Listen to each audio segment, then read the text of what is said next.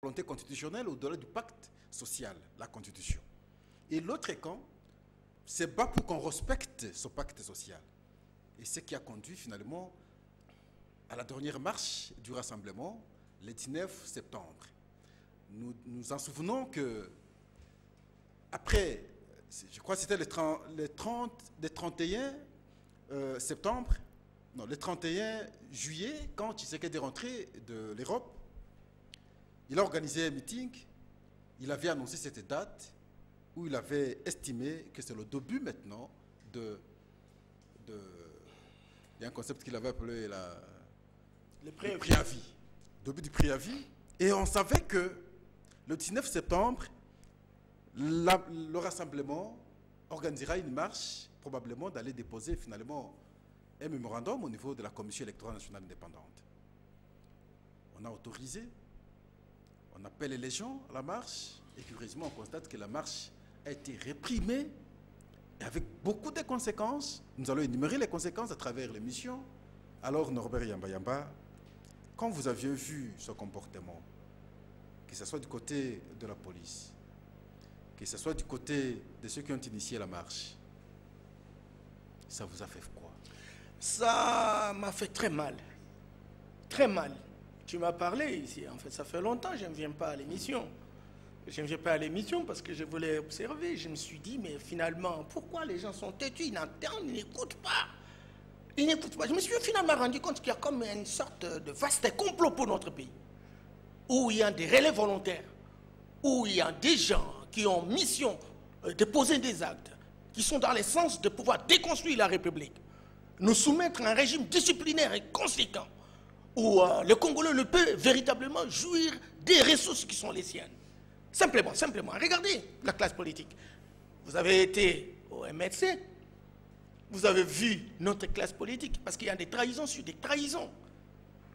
La première vague au MLC, des personnes qui étaient très attachées à leur président, des personnes qui en réalité étaient confondues à leur président. Pratiquement tous sont partis. Et la première vague est partie, même si certains sont rentrés à l'opposition en fait.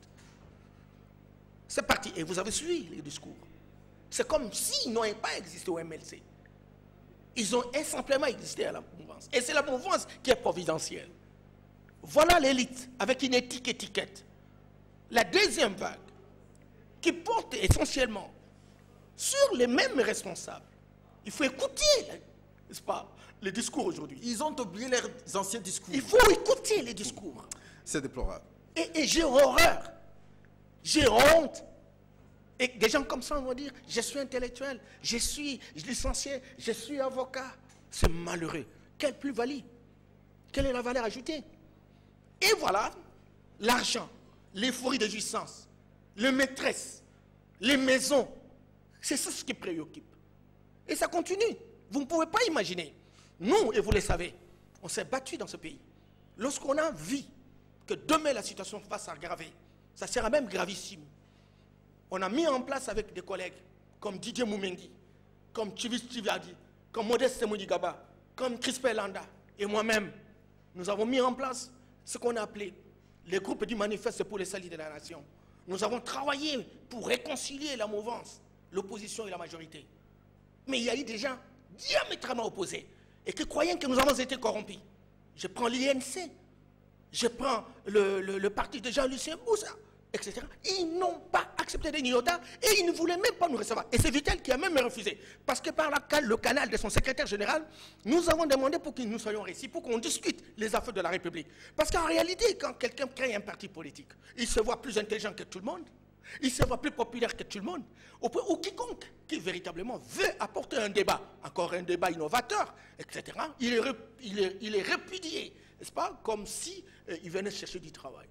Ça, c'est le cas. Vous avez suivi ce qui s'est passé à Géval. L'UNC a refusé. Et d'autres partis ont refusé. Avec une motivation. Avec une motivation. On vous appelle pour vous convaincre d'aller au dialogue. Au dialogue pour dépasser les délais constitutionnels. C'était ça la préoccupation.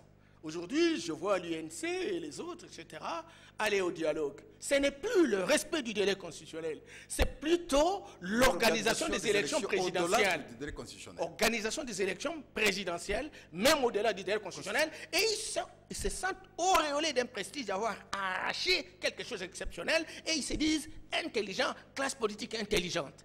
Mais lorsqu'ils sont allés au dialogue, n'est-ce pas, ils ont réclamé le respect du délai constitutionnel? Où est parti le délai constitutionnel? Ils sont partis réclamer l'organisation des élections présidentielles. Où c'est le respect du délai constitutionnel? Regardez le piège. Ils commencent par discuter sur la refonte du fichier électoral.